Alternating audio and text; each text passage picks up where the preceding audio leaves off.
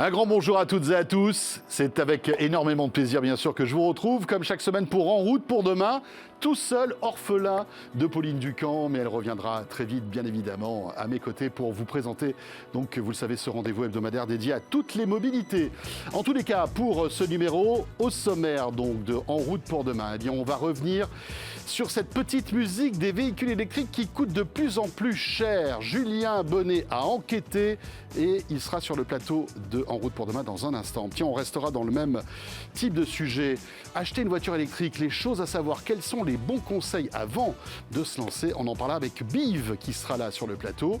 Le reportage de Pascal Samama et le test, ce sera un vélo électrique, écoutez bien, fait en bambou. Il s'agit de Ibu Bike. Et puis on restera dans les vélos avec une entreprise rouennaise qui cartonne avec son vélo MAD, qui en plus est le vélo officiel du Tour de France. Bah écoutez, on était obligé de les recevoir avec beaucoup de plaisir donc dans En route pour demain. Merci d'être là et bienvenue. En route pour demain, l'innovation de la mobilité sous toutes ses formes. François Sorel. Un grand merci encore une fois d'être là, à la radio, à la télé, sur BFM Business, mais aussi 01 TV pour En route pour demain, votre rendez-vous dédié à toutes les mobilités, donc chaque week-end. On va se poser cette question, donc, est-ce que les véhicules électriques coûtent plus cher depuis quelque temps? Et pour répondre à cette question existentielle, Julien Bonnet est avec nous. Salut Julien. Bonjour François. Journaliste donc à BFM Business. Alors Julien, c'est vrai, on constate que depuis quelques mois quand même, le prix des voitures électriques ne cesse d'augmenter et cela concerne quasiment tous les modèles, les plus chers comme les moins onéreuses. Que se passe-t-il, Julien? Oui, alors finalement, pour rentrer assez vite dans le vif du sujet, j'ai pris deux exemples. Donc un premier modèle qu'on connaît très bien ici, donc la Tesla Model 3, star des ventes dans le monde, en France notamment. Qui truste, très souvent, le top 3 des véhicules électriques les plus vendus en Europe. C'est ça, et Tesla pendant longtemps a eu l'image d'une marque assez chère, mais justement, la Model 3, c'était un peu le modèle de la démocratisation de l'électrique, et en particulier pour la marque américaine. Et c'est vrai que j'ai regardé un peu dans les archives, en juin 2021, vous pouviez encore acheter une Model 3 à partir de 36 800 €. Donc ça, c'est un prix en fait qui comprenait le prix de base que Tesla avait pas mal baissé à 43 800 €. Et ce prix de 43 800 €, il permettait à l'époque de bénéficier du bonus maximal qui était de 7 000 €. On arrive donc à cette note, ce prix d'attaque, on va dire, assez offensif, 36 800 € pour une Model 3, avec tout ce qu'on sait sur cette voiture très technologique. Et là, c'était une excellente affaire. Là, c'est vrai que c'était vraiment le bon plan. On a eu une première étape, donc finalement, le bonus écologique au 1er juillet, il visait quand même à soutenir aussi le secteur automobile, donc fragilisé dans le contexte du Covid. Donc il était à 7 000 €, on va dire une prime un peu exceptionnelle. Au 1er juillet, il a perdu 1 000 €. Donc on perdait déjà un peu 1 000 € d'aide sur ce premier package. Et depuis, en fait, Tesla a procédé à des augmentations de prix successives. Donc finalement, on est passé... Aujourd'hui, si on veut s'acheter cette même Model 3 qui était à 43 800 €, aujourd'hui, elle est 49 990 €. Et voilà. Donc il y a 6 000 € de plus. Voilà. Enfin, et en fait, mais un peu plus. Mais bon, elle n'est plus éligible au bonus maximum. Voilà. Et ça, donc, ça fait un autre effet. On passe, donc un effet de palier, finalement. On passe de 6 000 € d'aide à 2 000 €. Et oui, 2 000 €, donc on rappelle, c'est pour les voitures vendues entre 45 000 et 60 000 €. Et donc, c'est ce qui explique que finalement, pour la note finale, pour l'automobiliste qui veut rouler en Tesla, on a une hausse de 36%, aide comprise, sachant qu'en plus, on peut aussi bénéficier d'autres aides, la prime à la conversion, les aides locales, qui peuvent continuer aussi à faire baisser la facture, et c'était le cas aussi avant. Mais voilà, en reprenant juste le bonus écologique, on a quand même 36% de hausse, donc c'est assez énorme, 11 190 € de plus pour vraiment... Pour le même modèle. Le même modèle, c'est assez impressionnant. C'est intéressant pour tous ceux qui veulent vendre maintenant la Model 3 alors qu'ils l'ont acheté en juin dernier à 36 000 €. C'est ça, alors complètement, et il faut rappeler que finalement, en juin 2021, on va dire que c'était une très bonne affaire, la Model 3 à ce prix-là. Aujourd'hui, le prix, il n'est pas hallucinant, parce que comme les autres marques aussi ont relevé leur prix, finalement, elle reste assez compétitive, normalement, dans une comparaison d'achat avec des modèles équivalents. Et à l'opposé de ce qu'on peut penser de Tesla, d'un véhicule assez haut de gamme, on a bien sûr la Dacia Spring, donc le premier véhicule électrique de Dacia, low cost. Donc c'est la moins chère du marché, elle le reste, mais elle n'a pas non plus échappé à cette hausse de prix.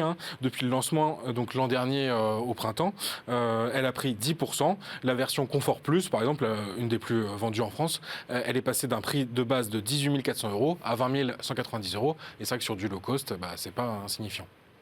Très bien. Mais alors, comment peut-on, Julien, expliquer ces hausses de prix qui, pour certains modèles, sont quand même assez importantes, hein? Oui, complètement. Finalement, déjà, on est dans un contexte global de hausse de prix des véhicules, toute motorisation confondue. Donc, le coronavirus, la pénurie de semi-conducteurs, tout ça a fait que les constructeurs ont favorisé les voitures les plus technologiques sur lesquelles elles font plus de marge, et c'est également les plus chères. Donc, finalement, on a vu ce prix moyen relevé depuis à peu près 2 ans dans ce contexte un peu de pénurie. C'est ce qui explique que les marques, pour la plupart, elles ont connu des chiffres d'affaires en baisse, elles ont vendu moins de véhicules, mais les marges ont explosé. Eh oui. Les bénéfices sont très bons là quand on regarde les résultats de 2021 de la plupart des constructeurs. Donc ça, c'est un peu l'ironie de la situation, c'est qu'on parle des constructeurs en crise, mais finalement la crise, elle a aussi permis de privilégier les modèles les plus margés, sur lesquels ils font le plus d'argent, les constructeurs. Et donc on a cet effet. Et sur l'électrique spécifiquement, on a une hausse parce que finalement on a les matières premières qui sont contenues dans les batteries lithium-ion, qui sont en pleine explosion des prix. On peut citer le lithium, le nickel, le cobalt ou encore le manganèse. Et donc il y avait un expert du secteur, Nicolas Meillan, qui m'expliquait que finalement, historiquement, les matières premières, ça représentait environ 40% du coût de la batterie. Et là, aujourd'hui, on est plus proche des 80%. Donc forcément, ça explique grandement le contexte actuel. Et enfin, on a un dernier effet d'actualité avec la guerre en Ukraine. Et finalement, l'Ukraine, on jugeait que c'était pas non plus central au cœur de l'industrie automobile, mais on a constaté qu'il y avait quand même pas mal de fournisseurs de câbles électriques qui se trouvaient en Ukraine, et ça a créé quand même des perturbations sur les usines allemandes qui produisaient des voitures électriques et qui ont été pas mal touchées par des arrêts de production. Bien sûr. Ou trouver de nouveaux fournisseurs. Voilà, le temps de trouver un autre réseau. Exactement.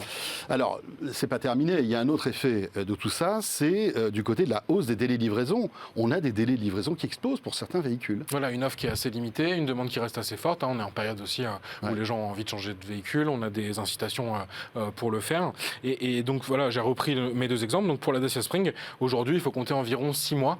Donc c'est vrai que si on veut passer à l'électrique assez rapidement, c'est à prendre en compte. Et côté Tesla, finalement, c'est plus compliqué. Ça dépend de votre budget. Si vous commandez la Model 3 de base, je regardais là juste avant de venir, on nous annonce février 2023, et encore, parce que j'ai pris une option en plus sur la Model 3, si je ne mets aucune option, là on me disait mai 2023. Donc dans plus d'un an. Plus d'un an, c'est vrai que voilà. Ça va vite. On se rend bien compte du délai. Et sur une Model 3 Performance, par contre, donc à 62 990 €, qui est vraiment la version haut de gamme de Model 3, là on vous annonce septembre 2022. Sur Tesla, il ne donne pas vraiment d'explication, mais on peut aussi avancer qu'il souhaite mettre en avant le SUV, le modèle Y, qui a été lancé récemment, qui est produit à Berlin, alors que la Model 3, on rappelle, elle est produite pour l'Europe, en tout cas à Shanghai. Et en ce moment, Shanghai, il y a un confinement à cause d'une nouvelle vague de Covid. Impact encore. Voilà, impact aussi. Et on pense aussi que Tesla veut quand même favoriser, on va dire commercialement, le modèle Y. Il est du coup un peu moins cher relativement à la Model 3. Et en plus, il est disponible assez vite. Là, je regardais, c'est août 2022, si on prend commande aujourd'hui. Voilà, c'est compliqué tout ça. Ce marché du véhicule électrique à la fois augmente avec des délais de livraison qui s'allongent. Mais justement, comment acheter son véhicule électrique? Quels sont les bons conseils qu'on pourrait vous donner? On reçoit tout de suite avec Julien un spécialiste qui nous rejoint sur le plateau. BFM Business et 01 TV présente En route pour demain, l'invité.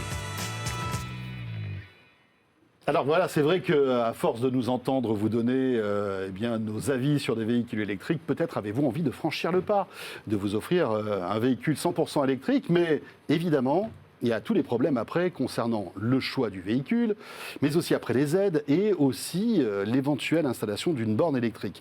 Tout ça demande de l'expertise, Julien, on est d'accord? Et il y a des sociétés qui se sont spécialisées là-dedans. C'est le cas de BIV avec Solal Bodbol qui est avec nous. Bonjour Solal. Bonjour. CEO et cofondateur donc de BIV. Et en fait, vous vous êtes mis sur ce credo en fait des conseils concernant tous ceux qui veulent s'offrir un véhicule électrique, à la fois pour les particuliers, mais aussi pour les pros, c'est ça? C'est exactement ça. On a remarqué qu'avec l'essor du véhicule électrique qui a démarré à peu près en 2019-2020, il manquait une solution sur le marché pour accompagner cette transition. Parce que vous parlez de l'acquisition de véhicules électriques sur le sujet d'avant, c'est quand même un achat qui est assez onéreux. Oui. Et on s'attend à une expérience d'achat qui soit à la hauteur de cet investissement-là, en étant accompagné sur toute la chaîne de valeur de l'identification du besoin, savoir quel est le véhicule qui du coup répond à ses attentes en termes d'autonomie, de prix, etc.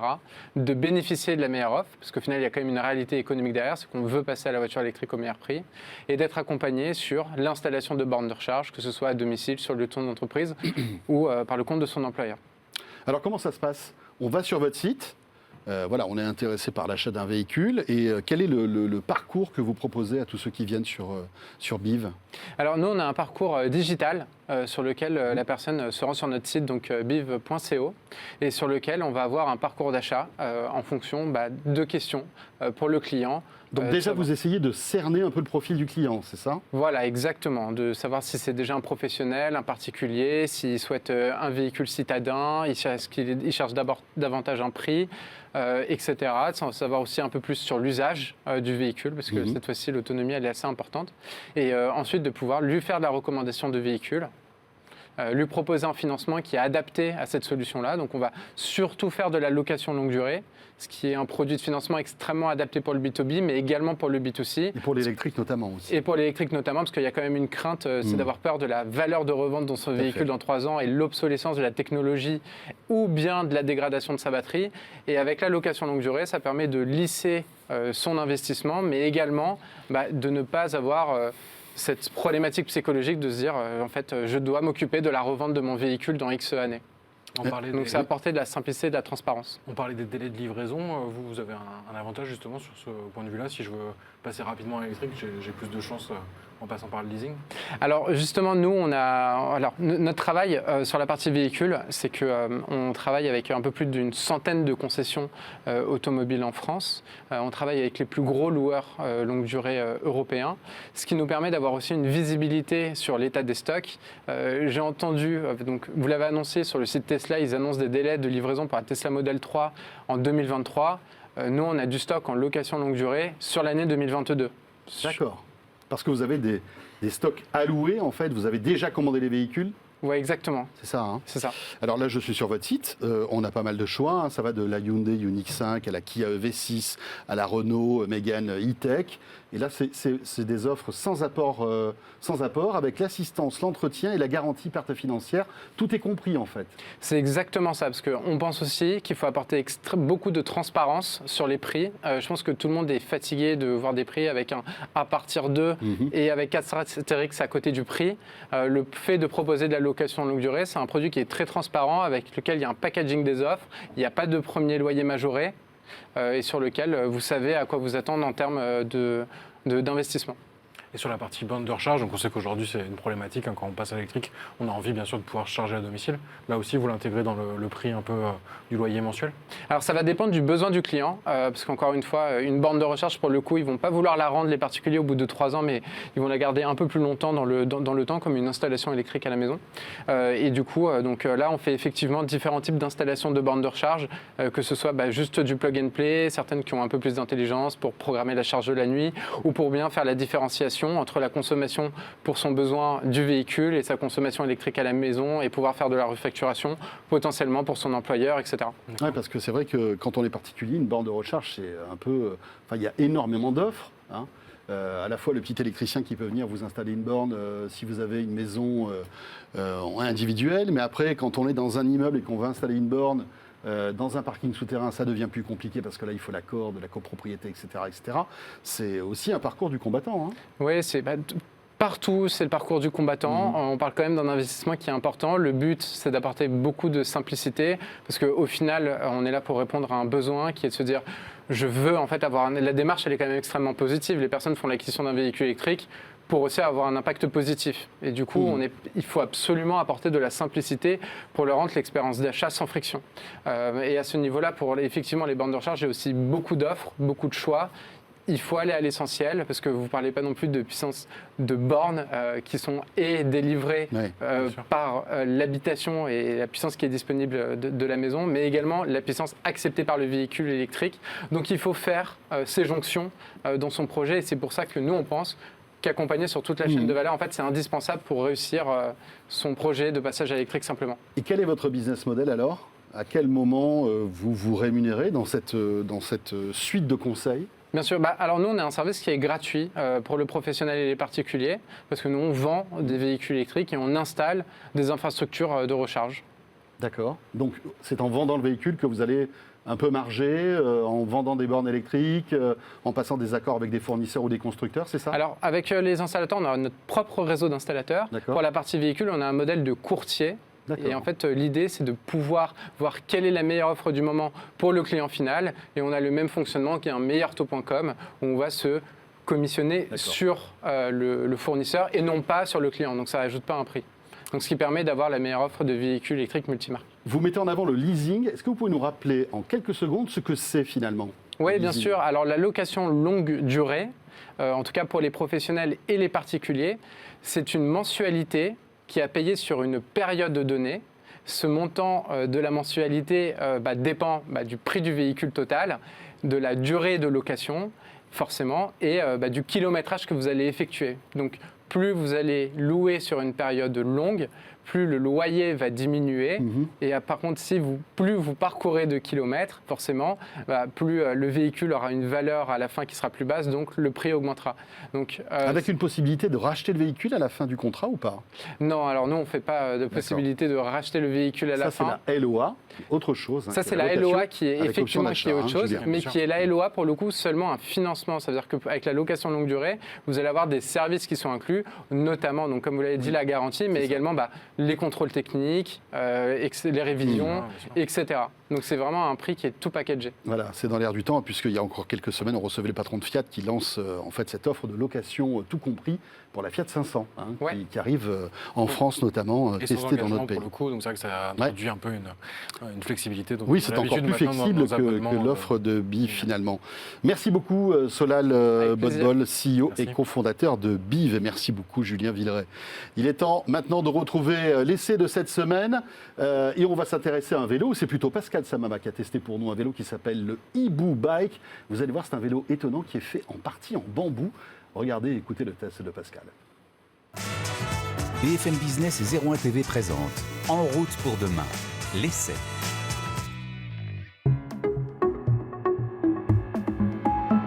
Faire du vélo, c'est écolo, mais faire un vélo écolo, ça c'est une autre affaire. Et c'est le défi que s'est lancé Carla Sarantelis.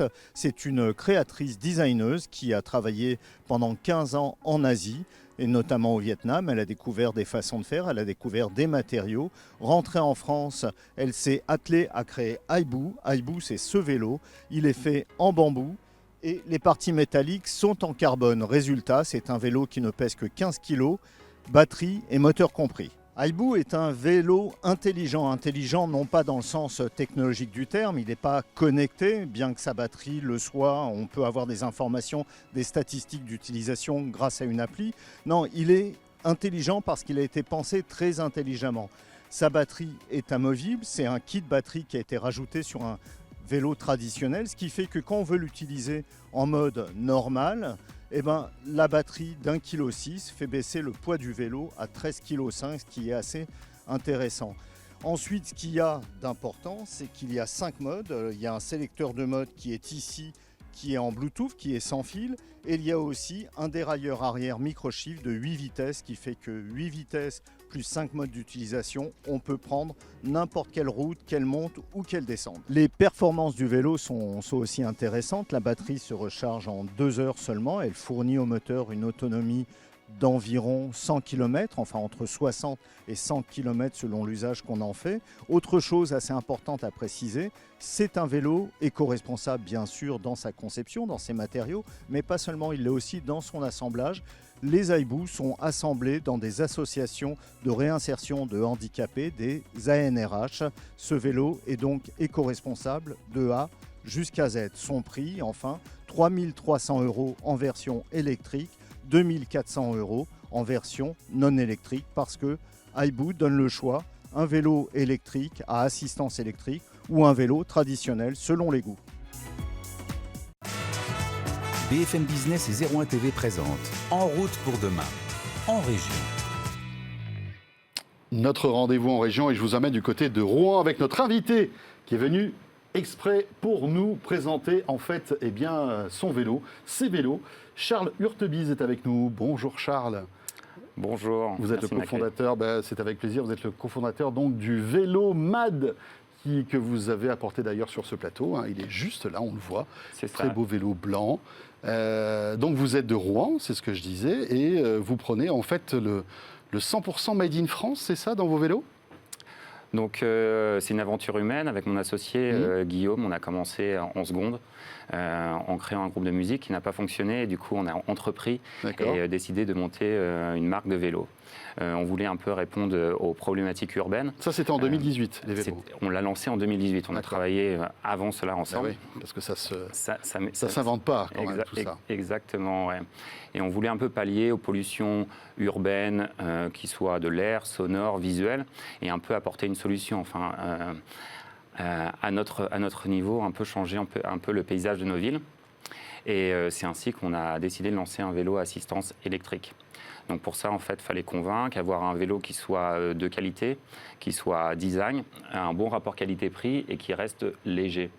Donc c'est pour ça qu'en fait, on a commencé à travailler avec la manufacture française du cycle pour sortir un vélo qui soit compétitif, designé et assemblé en France, ce qui était très important pour nous en termes de logistique, en termes de contrôle, en termes de SAV. Et donc c'est comme ça qu'on a lancé ce vélo-là.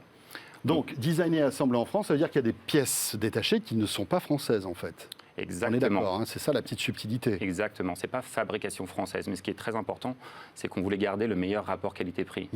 Nos vélos, vous pouvez les acheter à partir de 1 990 €, ce qui reste accessible. Très compétitif pour un vélo électrique. Extrêmement compétitif, oui. Et si vous voulez un vélo fabrication française, il faut compter au moins 7 000 €. D'accord. Et comment arrivez-vous à résoudre cette équation à la fois du prix et du made in France, en quelque sorte?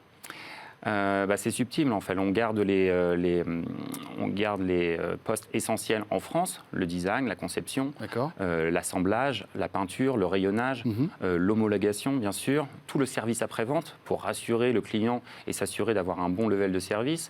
Mais après, on va utiliser des dérailleurs, freins Shimano, on va travailler avec des pneus WTB. On va avoir des Selbrook sur nos vélos, nos cadres viennent de Taïwan. Donc on n'est pas sur un vélo 100% français, mais de conception française. Vélo électrique, donc, typiquement pour 1 990 €, qu'est-ce que j'ai comme vélo chez vous? Avec quelle autonomie, etc. Donc vous allez avoir un vélo avec une batterie qui fait 12,8 ampères-heure. Concrètement, ça vous donne une autonomie de 70 km en moyenne. Ce qui est largement suffisant. Suffisant pour tous les trajets quotidiens, même si vous faites un long trajet pour vous rendre à votre travail. Vous avez un vélo qui reste léger, autour de 18 kg. Batterie amovible ou pas, là? Batterie complètement amovible, oui, bien sûr. D'accord, donc je peux la prendre, la monter chez moi et la recharger à la maison. Exactement, ouais.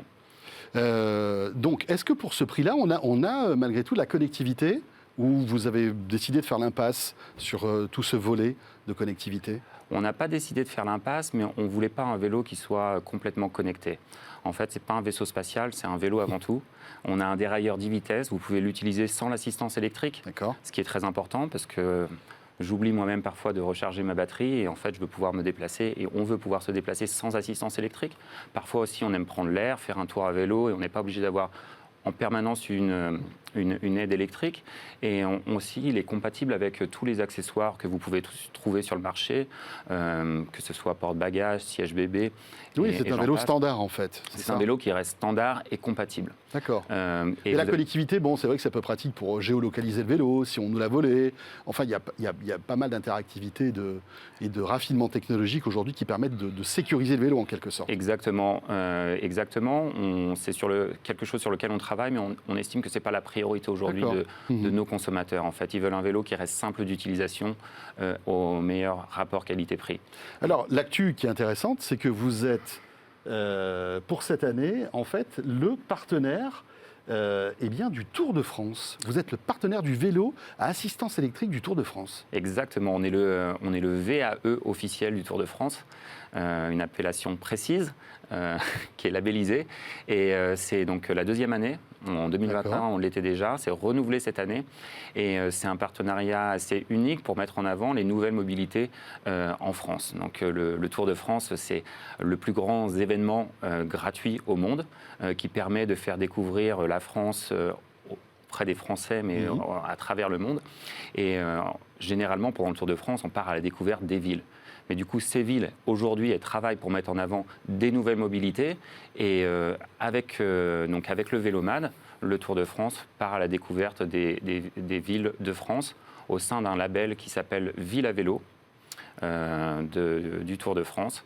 Et voilà, donc c'est une histoire intéressante et qui permet d'apporter de l'assistance électrique au sein du Tour de France. Voilà, et ça vous permet d'avoir aussi un coup de projecteur, j'imagine, important pendant ce rendez-vous qui est l'un des plus populaires de France. Hein. Oui, bien entendu, ouais, c'est une grosse chance pour nous et on en est très fiers. Mais les coureurs n'ont pas le droit de prendre ce vélo pour... Si, ils peuvent l'utiliser pour aller à leur hôtel. Bien ça serait entendu, pas mal non. quand même. Bien entendu, non. Voilà, ça s'appelle le Vélomad. Merci beaucoup, Charles Hurtebise, d'être venu, d'être passé par le plateau donc, de En route pour demain pour nous présenter votre marque. Vous êtes donc cofondateur de ce Vélomad. Voilà, En route pour demain, c'est terminé. Merci de nous avoir suivis. Ce rendez-vous dédié à toutes les mobilités que vous pouvez retrouver donc sur BFM Business le week-end à la radio, à la télé, mais aussi sur 01 TV. Et on sera très heureux de vous retrouver la semaine prochaine. Portez-vous bien et à dans 8 jours. En route pour demain, l'innovation de la mobilité sous toutes ses formes.